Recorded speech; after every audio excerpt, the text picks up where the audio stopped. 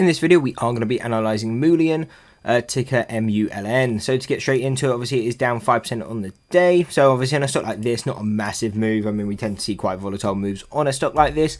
But what are we looking at going forward? So as always, we will pull up the standard deviation channel chart. This is where we do the majority of our technical analysis.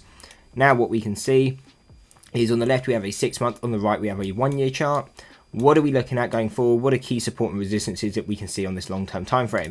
So on the support, we only actually have one support, and it's probably not going to be all that useful because we can see it's at basically 2.5 cents. So obviously, we need the stock to go down to around 2 to 3 cents.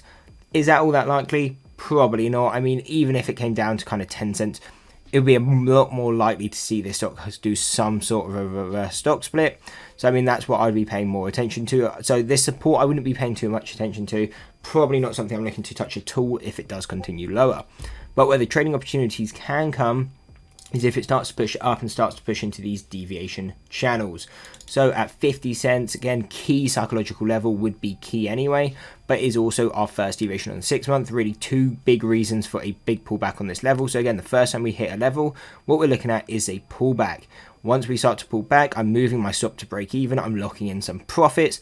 Just so if it does reverse back, cool, I've got a bit of profit. I won't take a loss on the trade, but if it does continue to pull back, we can get a really good home run trade. Look to play down to kind of that 52-week low and kind of just cover into some supports as we go. But that's really how I look to play these levels, is try and play that kind of reversal, but worst case scenario, we play it as a pullback. Then if we come back to retest this level, we look to break through, come back to test it as a support, and if it holds as a support, then we do expect to move further. And then I'm looking at 87 cents, 97 cents, which you can kind of just call $1. And then if we break that quite far till that next level, we'll be looking at about $1.45 going on to $2. And again, these levels are quite close, so you could probably use this as a zone. But these are really the key resistances that we're looking at. And then again, what I'm really looking at on these kind of stocks is a lot of them have been battered. Obviously, the overall market has been weak. These small cap stocks were already weak. A weak market is not helping by any case. So really trading them kind of long buys is, I think, just a lot of risk on the table. Risk to reward is going to struggle to be there.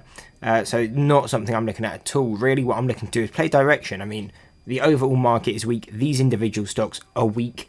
I'm looking to kind of trade that kind of weak momentum. So really the main trades that I'm looking at on these kind of stocks is playing the initial tap of these deviations. When we can hit it, looking to play that pullback, again moving my stop to break even, taking in a bit of profits, but really looking to hold the majority of that size in for that further pullback. So that's really what I'm looking at on Mullen. I hope you enjoyed the breakdown. If you did, why not drop a like and subscribe and check out this analysis video.